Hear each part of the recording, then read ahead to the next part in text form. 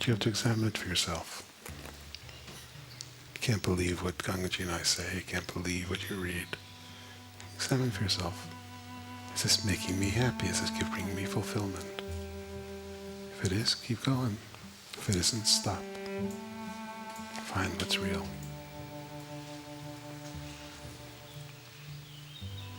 And that doesn't mean changing anything on the outside in your life. It all might change, or none of it might change. That's not where freedom is. That's not where fulfillment is. That's the wheel of suffering. It's expecting happiness from the changing of the outside.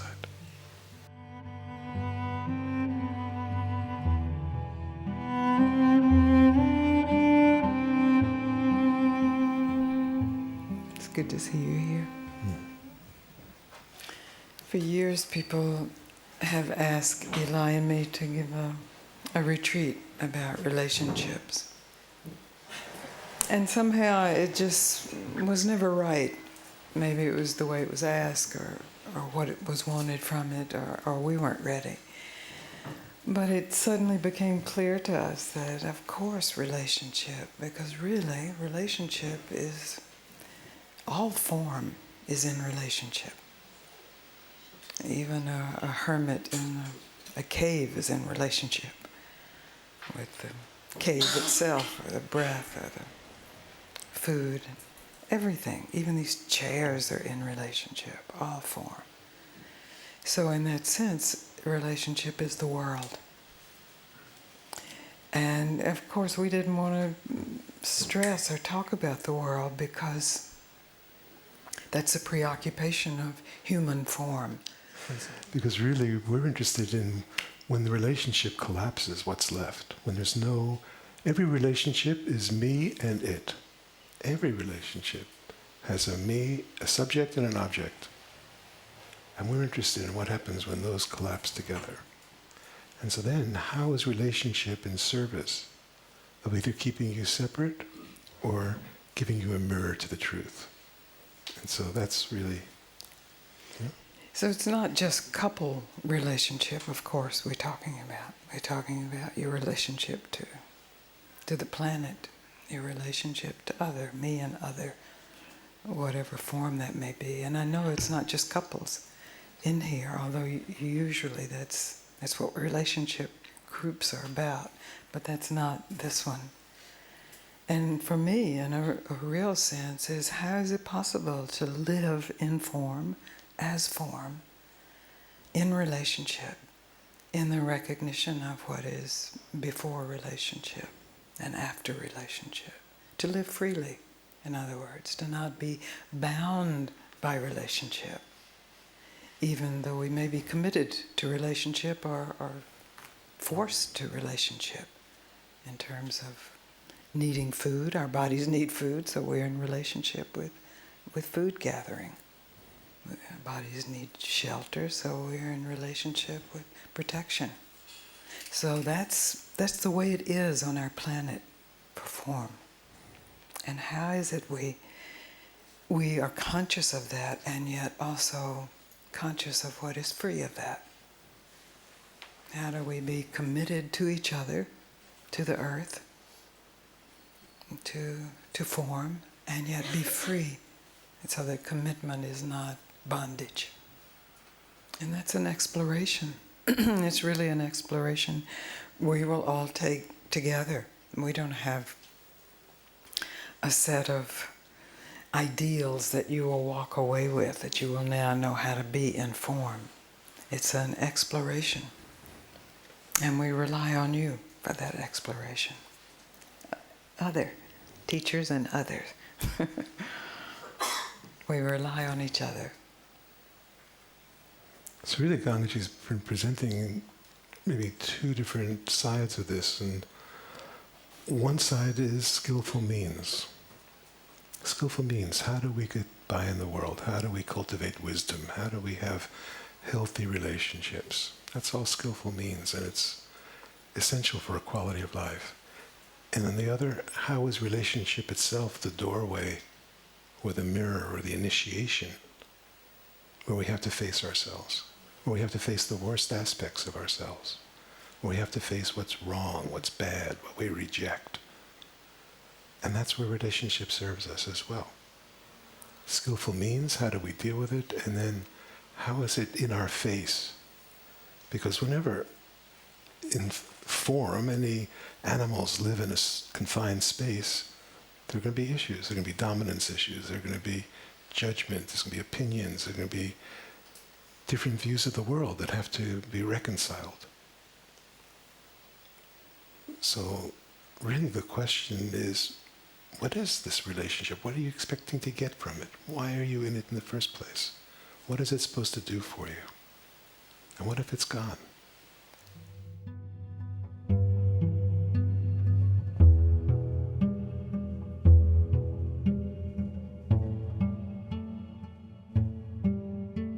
I've been meditating for, 18 years or something. Come from a Buddhist tradition. And 5 years ago, I went to a pure awareness teacher, Buddhist teacher. And there was this recognition taking place. Started quite subtly, and then gradually become a quite radical shift of perception. And it's kind of there from morning to evening without me doing anything with it. The practice I did was the more sitting, the more concentration, and then it faded, even if you did it for a month. But this is always there, clear, pure. So that's the good part. That's very good news. Let us celebrate this good news. But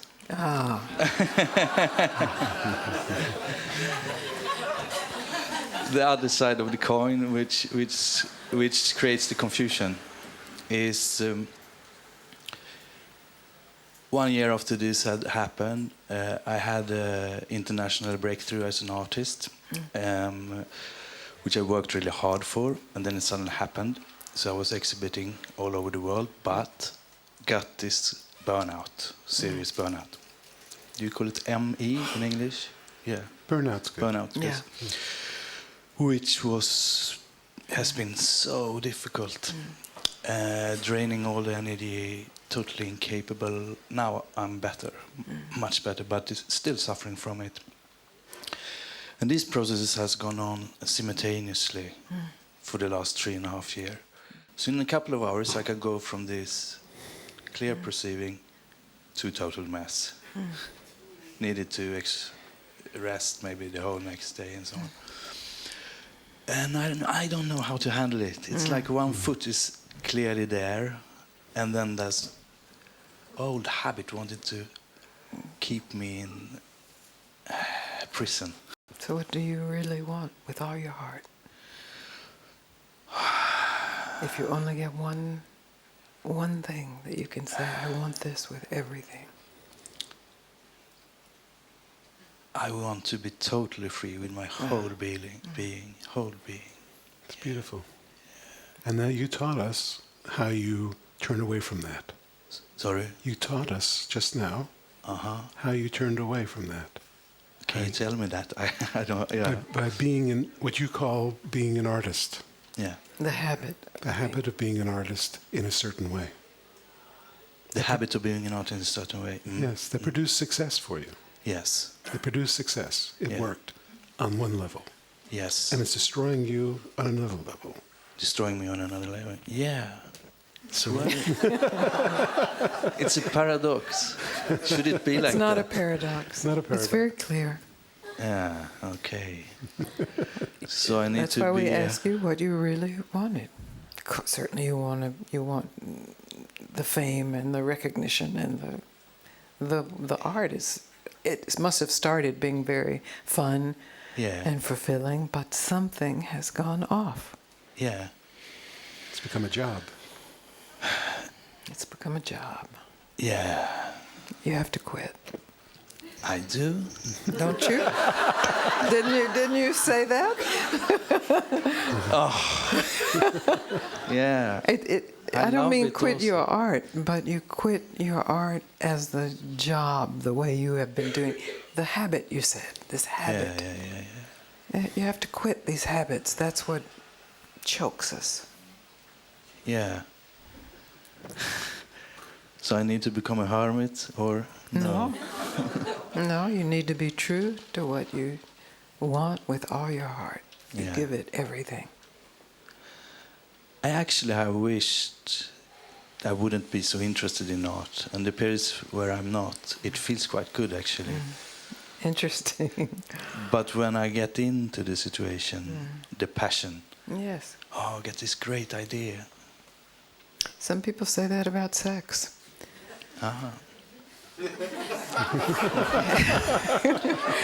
Yeah, different Nothing addictions. wrong with sex. Yeah, Certainly nothing wrong with art. Art and sex can both be expressions of satsang, of truth, of what you really want.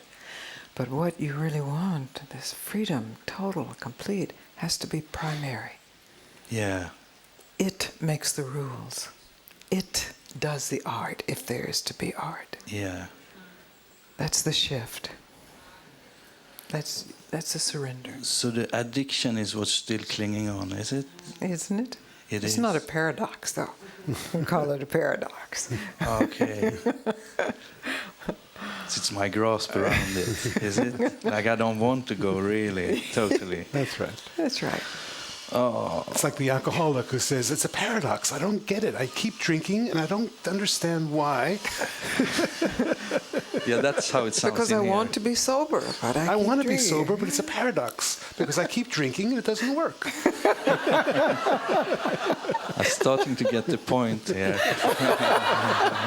Slowly. I just need to sum up what you're saying. It's so painful to totally let it go, but I Yes. don't want anything else but to let it go. That's the paradox. Or So, are you avoiding this pain? Really, if you welcome the pain. yeah, it's fear. Who would I be? Yes, Yes, excellent. that's it. That's a very clear insight. Nobody. And also relief. Great. Yes. Being nobody, going nowhere. Yes. Yes, back to pure art. Yeah, that's it. It's so unsecure, Yes. the emptiness. Yeah, completely. There's nowhere to land. No art critics that would be interested.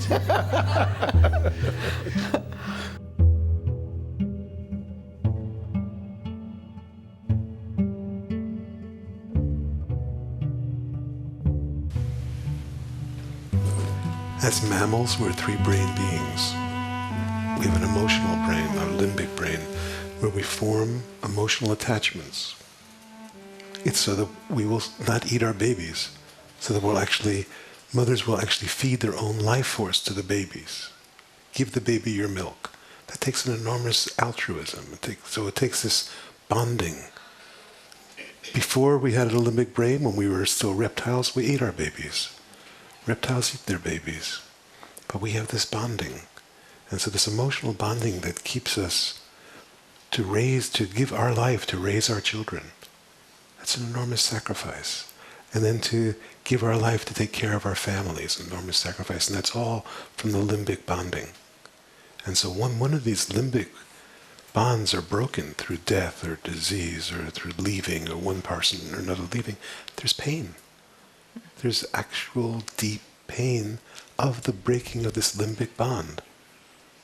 And the limbic bond is psychic. We know it, and we know when it's threatened, and we know when it's being challenged or it's being subverted. We feel it in each other. We know it in each other. It took me years with Gangaji to really get how if I had sex with another woman, it was something in our limbic bonding that was torn. There was a pain that was caused just because of the psychic connection that we have in our limbic brains. And so then we have to see, what are we attached to? And what are we holding on to and afraid to let go of? Because also part of this that I've seen over the years is the people who never grow up are still limbically bonded to their family and fighting with their parents. Parents could be old and dying, but there's still issues. There's still Dead. Or dead, but there's still issues. Still, I've got to take care of them, or they should have, or why didn't they, or why did I, or I gave my life because, and all this stuff around the limbic bonding with family. And that all can be met and seen through. You can feel the pain of the loss, and you can feel the bliss of the love. And that's maybe where we leave it for this meeting, is to discover for yourself your limbic brain bonding. Where are you attached? Where are you still acting it out in some way? Still fighting with your mother through your lover, or still fighting with your father through your partner? Or Trying to individuate, trying to come back to the womb, the whole dynamic. So, because finally, to wake up, you have to be individuated, which means you have to be separate. And that separation is an alienation. Because suddenly there's someone separate from separate from my family, separate from the church, separate from the government, separate From safety. And this separation that we all feel on some level of alienation is the doorway to liberation. But rather than the feeling it and experiencing and bearing the horror of being alone, going to die, and there's nothing you can do about it. No parent can save you. No one can save us from death. And yet we avoid that and we gloss over it and make believe that's not here. Through our relationships, through taking care of the people who are dying around us, or fighting with the ones whatever it is. All that emotional turmoil is to avoid the fundamental crisis of being a human. And so we're here to suggest in this time to just see the emotional bonding, and just in this period, let yourself be free. Free of all identity with any form, any relationship, anybody. To see what's left. To see who you are when there's no one else around. And interestingly enough, to let yourself be free in emotional bonding means just stop telling the story and directly meeting the pain. The pain of the narrative only continues when we enforce it by further narrative. So say your father was horrible, or your mother was horrible, or your first lover, or whatever it may be. Say that's true to some degree or another. Just stop repeating it, and you will see there is a huge pain. So when Eli is saying be free, he's not saying jump out of the pain. It's really open to the pain. Jump into the pain. Yeah, if there's going to be movement, jump into. And there's a great discovery.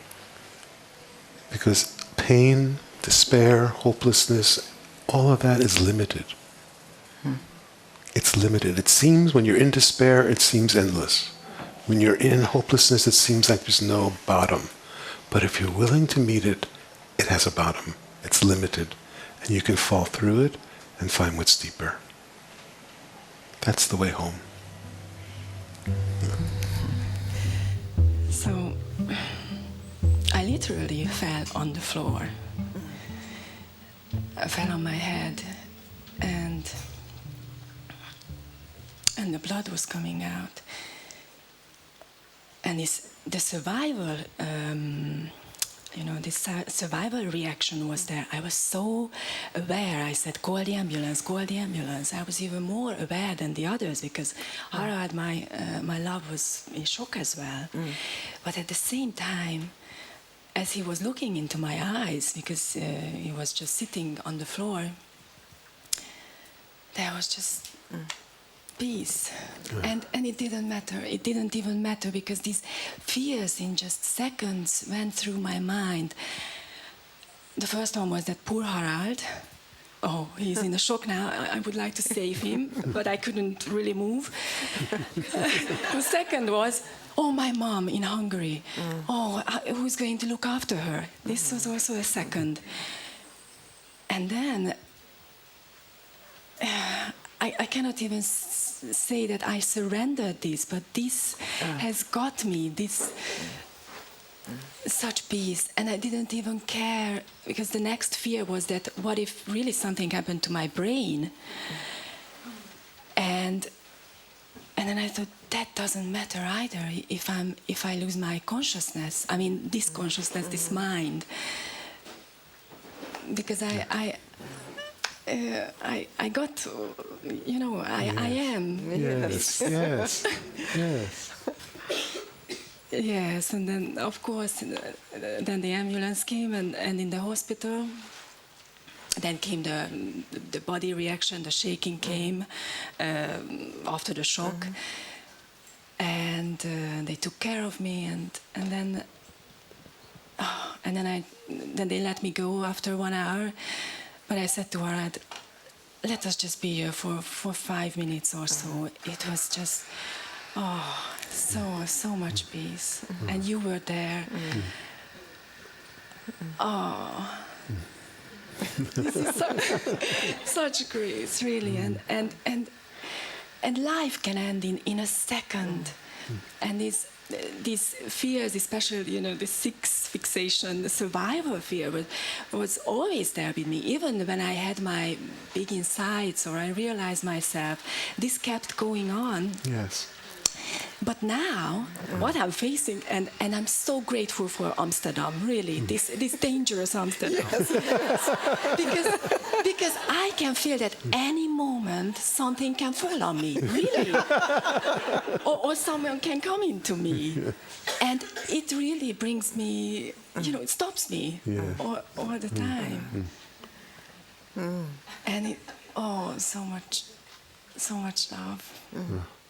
So beautiful to see it. It's always there, but to see it coming out like this. Yes.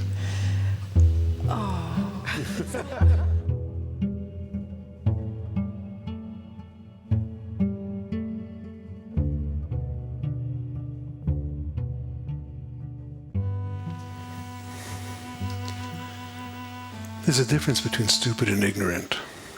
No one here is stupid. We all have degrees of ignorance. Ignorance is just ignoring what's here. If you ignore what's here, you're ignorant. And we've all started in ignorance. The ego lives in ignorance.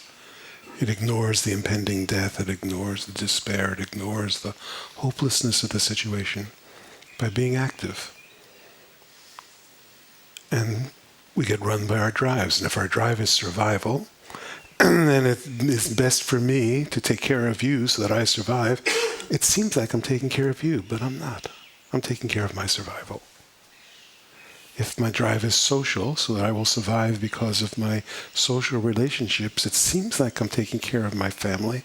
It seems like I'm taking care of my parents and my children and my friends and whoever else I'm taking care of, for them. But it's not for them. It's for your identity, for your security, for your survival. The ego isn't altruistic. The ego is a survival machine. It does what it takes to survive. And to survive means being the most helpful, friendly, kind, roll-over prostitute. Then that's how I'll survive.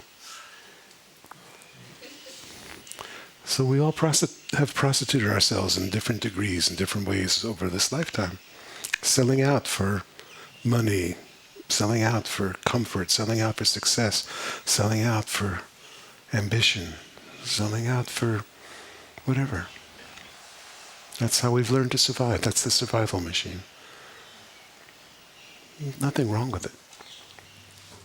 It just isn't functional right now for who we are.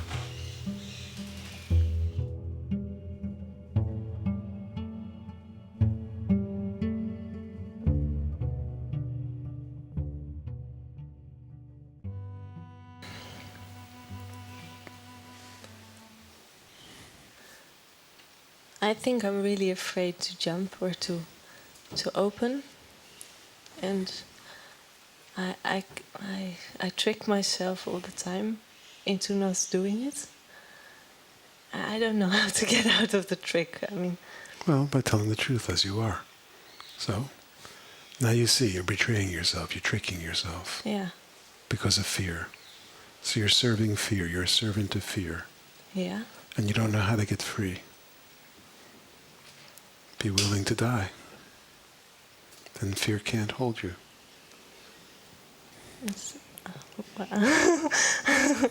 I'm not willing to die. Yeah, so then you'll stay a slave of fear. It's not wanting to die. It's whatever it takes to be free. Okay. Whatever it takes. Until it's whatever it takes, you can't be free. Because whenever is not in that is what keeps you a slave. Yeah. See, okay, whatever it takes, accept. Accept is what keeps you a slave. Yeah. That's true. Yeah. Yeah. Good. So can you help me to just I just jump? did.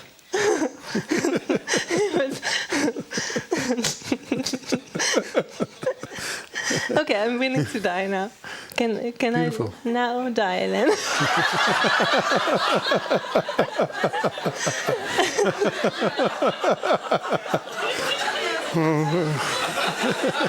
Still make it for dinner.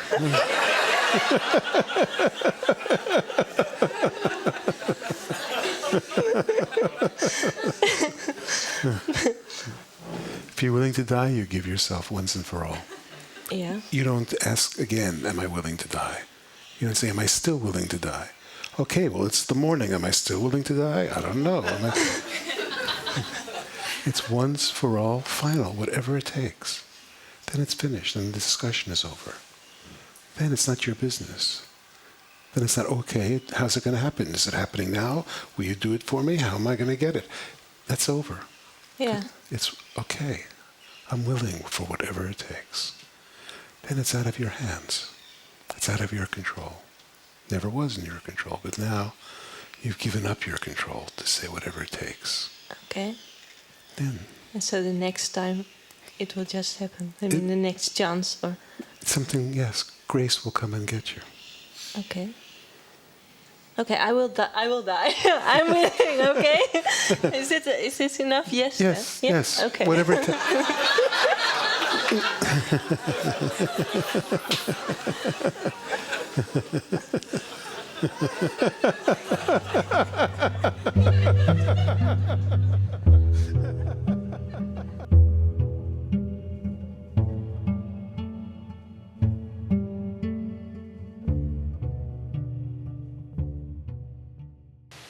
One of the big traps, maybe the big trap of relationship, is we have idealizations of what relationship should be, what we think it should be, what it should look like, and how this particular relationship, whether it's with Papaji or my partner or my body, my emotions, whatever, is not fitting in to my ideal. And so rather than recognizing perhaps the ideal itself is the flaw, the limitation, is a constant trying to change my partner, my guru, my emotions, my thoughts, my body, to fit into my ideal. And then you may have it for a moment, but it can only last a moment because it's part of something that's ever-changing. Partnerships, emotions, thoughts. The planet is in constant motion. And so if perhaps there's an alignment for a moment and this is it, and then that's gone the next moment. We're either looking in the past, trying to recapture it, or idealizing the possibility of acquiring it in the future. And that's a movement of mind again. So it's very useful to discover what your ideal relationship is. You may consciously know that, to discover that and to let it go. To recognize that's made up. That was fed to you by advertisement of some kind, propaganda of some kind. That's where you've been brainwashed. in your idealization of what relationship or other should be. And then there are deeper ones that are subconscious, that we don't even know are pushing us, but we can discover what they are by actually asking the question, what should relationship be?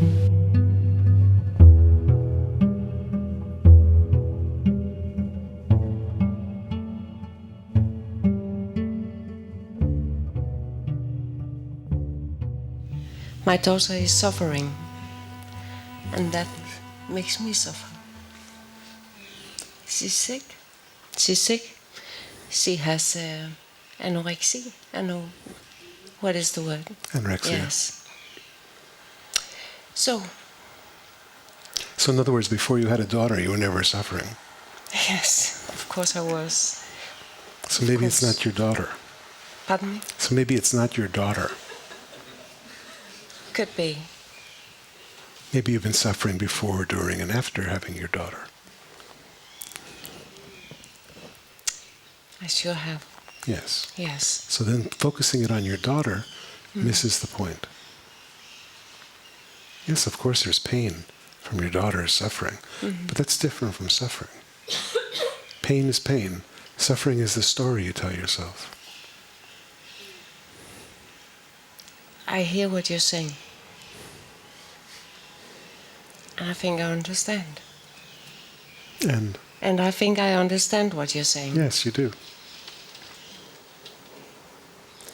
So, how do I get rid of the story about pain? Don't worry about the story about pain. Just get rid of the story of you.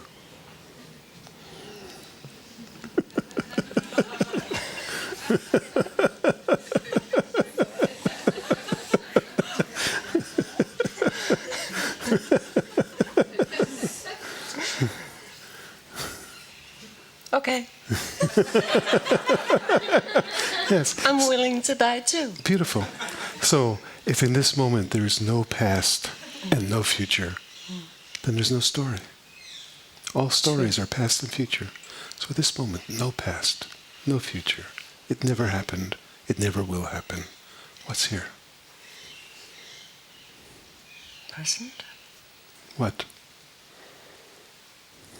What is here? Yes. Right now? Yes. In your experience. Pardon me? Yes, in your experience. Nothing. Beautiful. Does nothing have pain? No. No.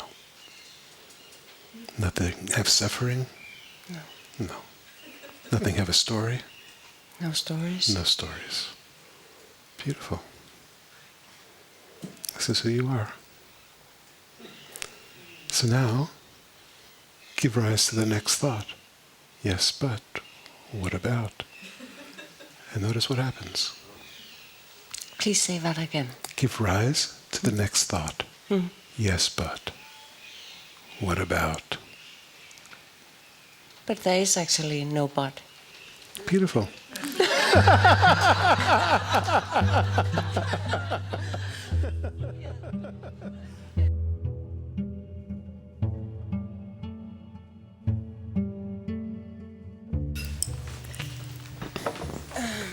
I just don't understand. When I did the exercise, in the end I had the feeling there was no one there. Yes. And I started to panic. Ah. Because it was a weird feeling. Yes. That's a moment of truth.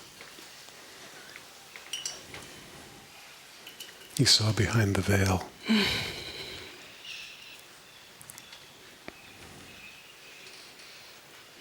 Right? Yes, but Yes. it's different Yes. than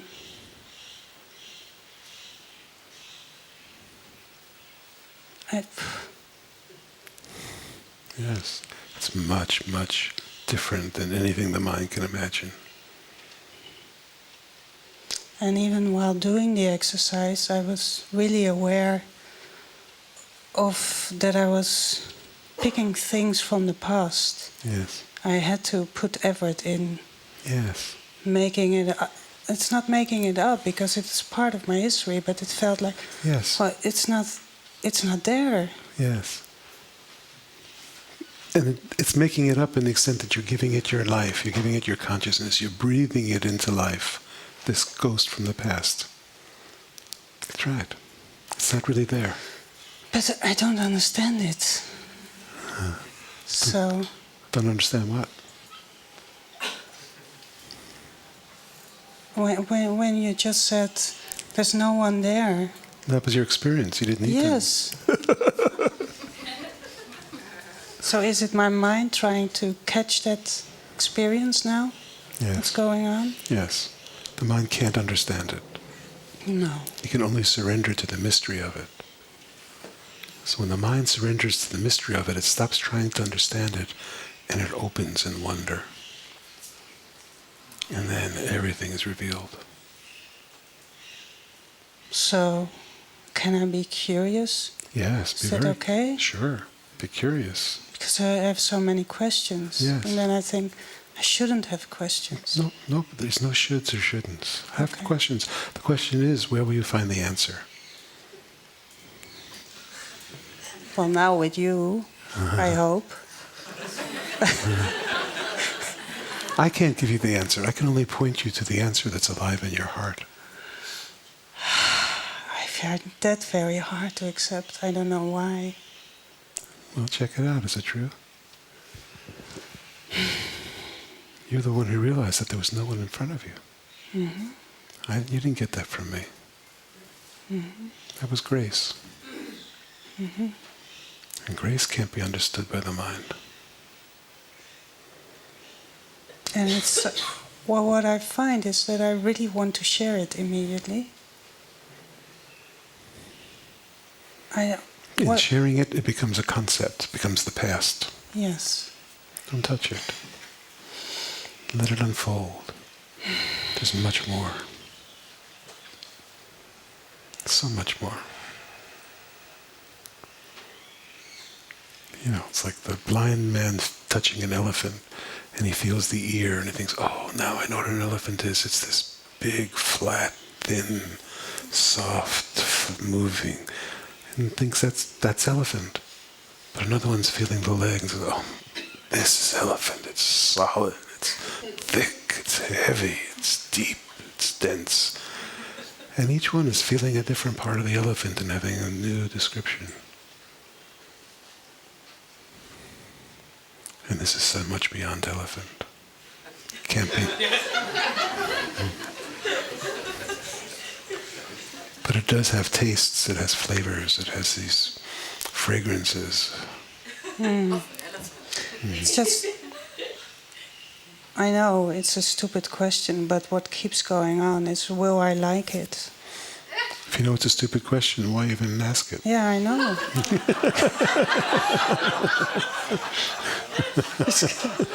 I have many stupid questions. Well, I'm not here to give you stupid answers. No.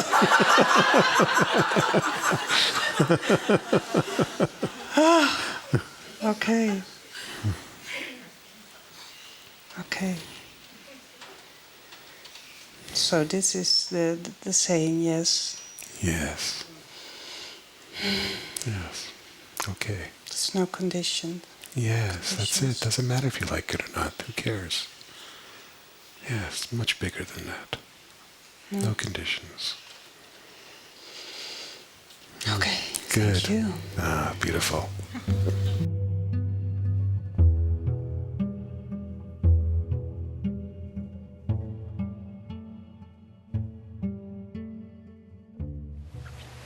Something I'd like to clarify before we continue. When I said that I'm living my life at my teacher's feet, it doesn't mean I worship my teacher. It doesn't mean I pray to my teacher. It doesn't mean I have an altar set up somewhere and do some practice to my teacher. It means that whatever happens in this life is his grace. And it's nothing to do with, I didn't do it. It's his grace. You said yes, though. I said yes, and that was it. And he didn't even ask for it, and you said yes. That's right. Because I was a witness to this. And it was beautiful to be a part of Eli's falling at Papaji's feet. Eli would send me letters, and I was back in California and receiving them, and they were vibrating. It was a mystical event, these letters. And so you didn't do it, but you said yes in the sense of total. Here it is, here's my life. Yeah. Because by that time you had gone through enough trials and enough successes and enough failures to know that this is worth giving your life to. Yeah. Thank you. That's sweet. It's true. So that's really what it is for you, is what are you giving your life to? We've all given our life to something. It's how you pass your time. It's what you're in love with. It's what you're passionate about. It's what you spend your time with. What you think about all the time, most of the time. So then you see what you've given your life to, and is it nourishing? Is it fulfilling? Is it giving you your life back? If it is, it's beautiful. If it isn't, you just tell the truth. And you say, okay, what can I fully give my life to? Then it really is life and death. Then you can have a real relationship. Before that, it's all deal making. It's not a relationship, it's a deal. I give you some of this, you give me some of that. I don't bother you here, you don't bother me there. We have our arrangements.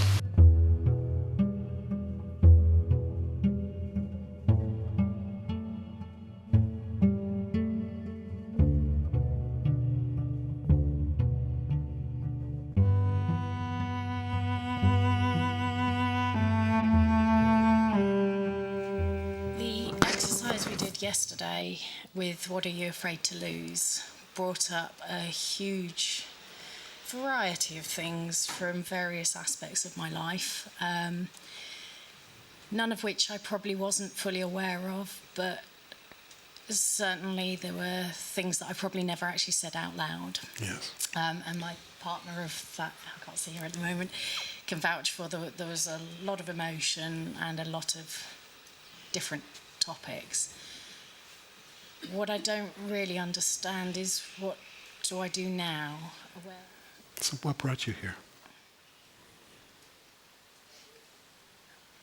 A desire for more stillness or peace.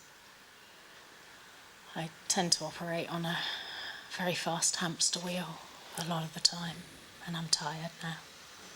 Very tired.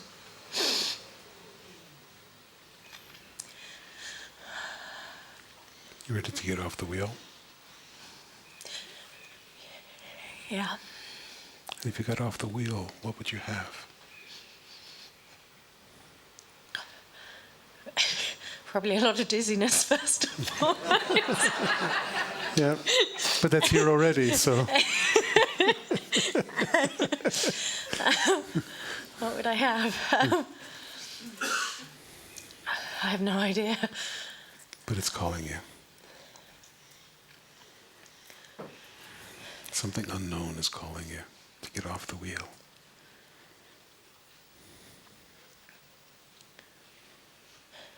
And you notice all the things you're afraid of losing. That's what keeps you on the wheel. Is it worth it? That's what you investigate. Everything you're afraid of losing, is it worth it? Is it giving you happiness and fulfillment? No. And even if you're afraid of losing it, you leave it behind.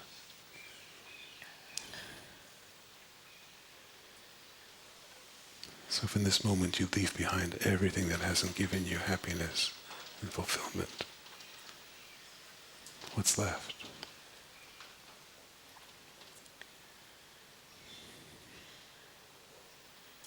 What about things that sometimes give you happiness and fulfillment, and other times that sort of double-edged sword? Happiness and fulfillment is something that doesn't come and go. It's not about. Okay. It's not about good times. I told you I'm beginning. I'm new to this, right? Okay. No, it's really, we think that's right. That's how we all start. We do something because it makes us feel good. but it doesn't last.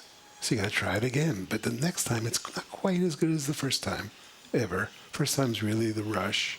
And then you do it again, and you do it again, and pretty soon you have a habit of doing it again and trying to milk it for something. But it doesn't give you fulfillment.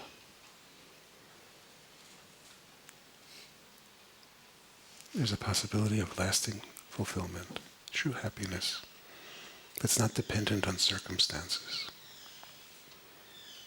As long as your happiness is dependent on circumstances, it changes. Sometimes you're happy, sometimes you're sad. But you always have to keep running on the wheel for the happy times. And try to run away from the bad ones. But it doesn't work.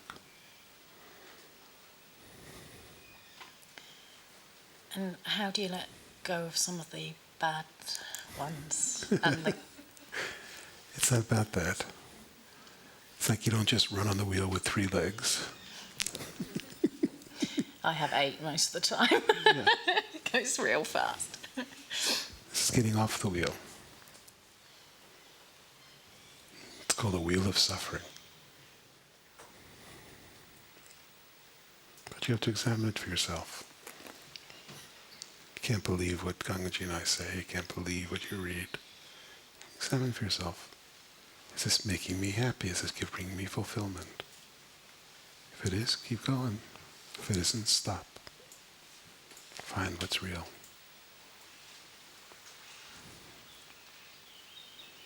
And that doesn't mean changing anything on the outside in your life. It all might change, or none of it might change. That's not where freedom is. That's not where fulfillment is. That's the wheel of suffering. It's expecting happiness from the changing of the outside.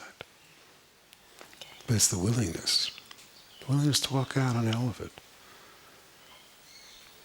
Maybe you will, maybe you won't. That's not your choice. That will be choiceless. You'll know either I have to leave or I have to stay. It's obvious. But it's how you are informing that role of whatever it is. How you're playing your part. What do you think you're going to get from it? What's it supposed to give you? Why are you giving your life to this role?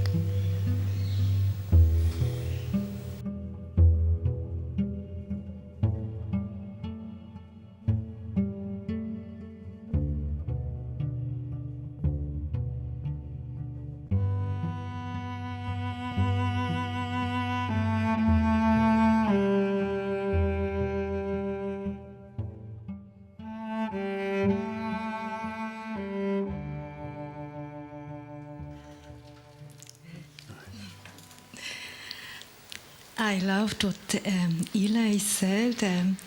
What do you see in the other's eye, and what is it? What sees it? But still, the most important thing you taught me was yesterday that you also are allowed to the no. I had this morning, I told Martin, I looked in the eyes of some ladies and, I just saw only the goddess. It was just like, in this amazing love. And after even the sound of the machine outside, which is really sometimes disturbing, was just like a mantra to God. And then the silence of the rain everything was love. And for me, then I have this image to keep that, or that's real spirituality, and to see only love in the eye of the other, and just to this allowance to say no, and to go deeper in this no, and to find in this no also to find there is nothing else than yes. It was just for me, I think it's really, I'm so thankful for this teaching. That's so good. It's then the opening is something like true, and it's not an image of how are you spiritual and how should you be that This is great. I love think of the other one and all the conversations in Baden-Baden. This is where it takes you. It's what I got from you, and I'm so thankful for that. Thank you. So beautiful.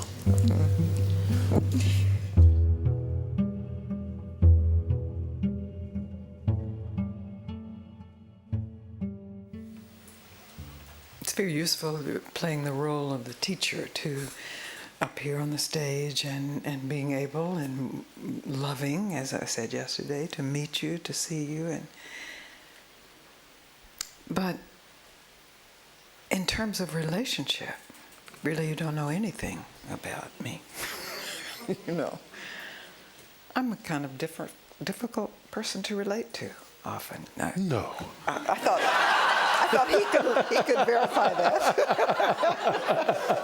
Lisa can verify that. Not by choice or design, just, you know, the humanness. So it is very useful. It's wonderful to actually have a screen where then you can unravel your projections and you can open and you can truly meet where we really are the same. One of the beauties of being with Papaji, though, is that when we were there, it was a small group, and it was in India, and his style as a patriarchal Indian teacher was to invite people over for tea and or breakfast, and we were with him in different situations, and we got to see his humanness, especially since it wasn't psychotherapeutically edited. Since he was Indian, he wasn't a Western man who knew he should be good. You know, he yelled at people if he was angry with them. He was a human being with all the movements of a human being. It's not that he had no movements. It's that he at any instant recognized what is free of movement, what is already free of movement. So really, the reason I keep saying without judging the movement, without making the movement wrong, because since we are so trained psychotherapeutically, we discover, oh, movement, well, I have to stop that, and then stopping that becomes the next movement. So it's a kind of permission and a recognition of our mysterious, divine connection, where we really recognize one another as oneself and the humanness that's at play in that. The likable qualities and really the unlikable qualities within ourselves, with our relationship with ourselves. It's not that we have to love everything about ourselves. Some things about ourselves are despicable. They're not made to be loved. But we can discover in the face of that where love is, where the true meeting is. Because our trance is very big. I keep saying psychotherapeutic, and maybe that's not exactly the correct word, but it's a trance of learning how to be. It's a spiritual religion of our time. It's to be enlightened, and to be compassionate, to be caring, to see it all as one, to recognize and all of that is a kind of trance. And then we have to be here now, and I've got to work to be here more now, and then I'm not as here now as I was. And and I suspect that is your fault. But the one thing that Julia said that when I first met Papaji, when I first met him, I sat on his bed with him, and I knew without a doubt I am looking at my own self. That's what I needed my whole life. I was searching for that. I didn't know I was searching for that. I didn't consciously search for that. But as soon as I sat down and I looked in his eyes, and I knew, here's my own self looking back at me from another body. It was finished. It was done. That's all. And then his personality showed up. It didn't matter. Doesn't matter. But I saw people who would get triggered by his personality. Say, well, if that's how an enlightened person acts, I don't want to be enlightened. It's like, missing the point, missing the essential. All personalities are flawed. All animals are flawed. That's the nature of human. It's the nature of form. And if what you're looking for is the perfection of personality, you miss the essential. Hi. Hi. What do you mean to tell the truth? To tell the truth, I'm moving against. This is what moving against is. Or I'm withdrawing. Or To tell tell the the truth relative truth. to myself Yes. or Yes. the others? To well, yourself. first to yourself, then as you like with the others. See, Because on the level of others, every animal lies. Every animal has camouflage. The clothes you're wearing are camouflage. The clothes I'm wearing, camouflage. So it's not about telling somebody else your truth. It's just telling yourself, being honest with yourself so deeply. Yes, because I find a problem in my mind that I observe myself criticizing things, and I still have this desire to not criticizing myself anymore. Yeah. So I think this is also a judgment. Well, I want to be still, and I want to stop criticizing. So I think this is also a judgment, and is the criticizer of the criticizer. So is that a movement against internally? Yes. Like against the criticism? Yes. Yeah, so if you're aware of that movement, and in this moment, you just stop that movement. By not wanting it to go away. No? Not pushing. Yes, not wanting anything different. Letting it be as it is without touching it. You don't have to fix it. You don't have to make it go away. Just be present with it and notice what happens. In this moment, if you're totally present with this self-criticism, but you don't take it personally, you don't try to fight it, you don't try to defend against it, just... Yes, what happens? What are you experiencing? It's like an ease. An ease. Yes. Like an ease. Yeah. Even an ease. It's easier to accept it than to fight with it. Yes. Yes. That's it. And if you just check, is that criticism there in this moment? Here, yes. Here? A little, yes. So if you let your attention fall into that, without moving against it, without hiding from it, without trying to make friends with it, you just meet it as a true friend, open. To see it as a true friend. You be the true friend to Be the this true friend feeling to that this you feeling. are.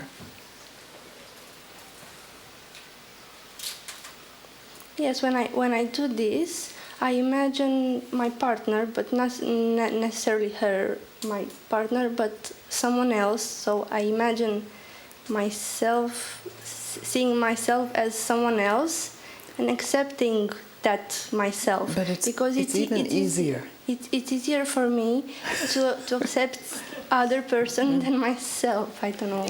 This is just a little more direct. It's a little harder maybe, but it's because it's closer. But you don't have to imagine anything.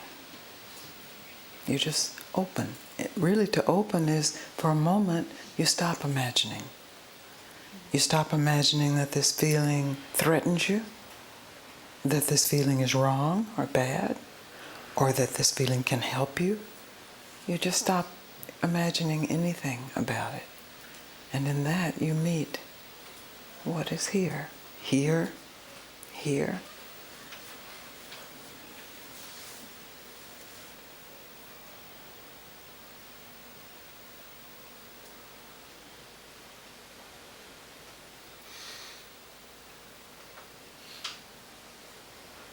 Is it possible to stop imagining? Yes, it's like when I go to sleep Yes, at night. that's right. Yes. But you're still awake. Yes. It's like when you go to sleep at night, except you aren't falling into unconsciousness. That's it. Yes, this is the reason why I came here to learn how to go to sleep being awake. You just did. You saw how easy. You just stop your work of imagining, for a moment, of imagining this is a threat, this shouldn't be here, this is good, I want this. You just stop. Yes, you see it. And then it just is more. Yes.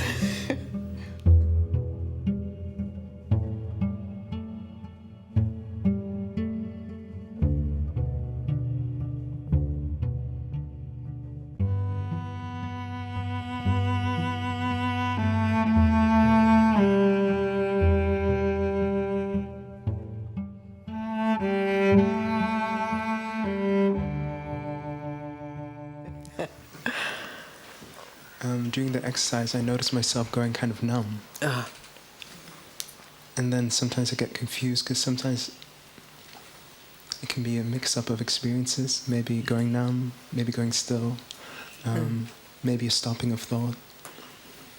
And sometimes they appear so close to one another. So I wondered if you could respond to that. Everything's accepted. There's nothing wrong with numbness.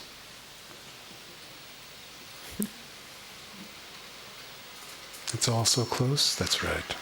And it's all welcome. There's nothing to do about it. And you know the difference.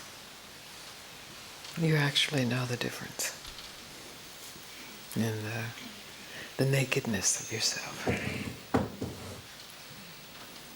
Numb is a kind of protection. It's a very good strategy of protection. We learn it as children usually. But silence is full. Numb is not bad. It's numb. And if you be completely numb, it doesn't last. It reveals what it's been hiding, what's under it, what's behind it. It's always there waiting. The doorway in is to meet what's here.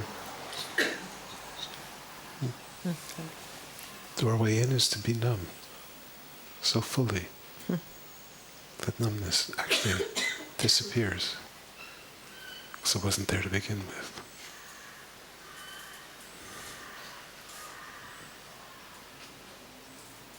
So what's behind numbness?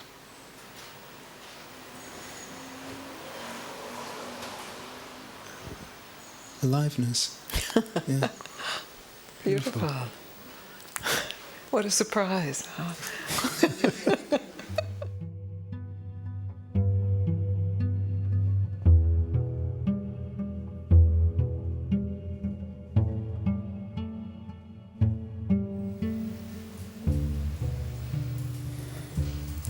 Our teacher said everybody's being washed downstream. He said it's a giant river of mind. And as we wash downstream, we find friends, we make relationships, we find circles, and we act as if we're going with the flow. And we spiritualize being washed downstream by going with the flow. And he said, as you wash downstream, there are 3 nets to catch all the fishes. Since there's a net of fear, when you're afraid and you're running away, you run into the net. There's a net of desire. When you're needing something, wanting something, chasing something, it's the bait for the net. And the 3rd net, he said, is relationship. It's not a running towards or away, it's like a web. And the web of relationship, he said, catches the fishes. The belief that you are your relationship, you are the parent, you are the child, you are the lover, you are the partner, you are the whatever it is that you name yourself in your relationship. So these are the nets that catch the fish.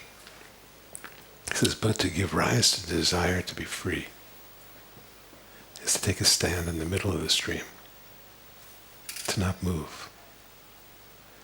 And if you take a stand in the middle of the stream and you don't move, it's very threatening to the ones who are going with the flow. They say, oh, you'll be left behind. Come join us. Come on, there's still time. And these are the temptations.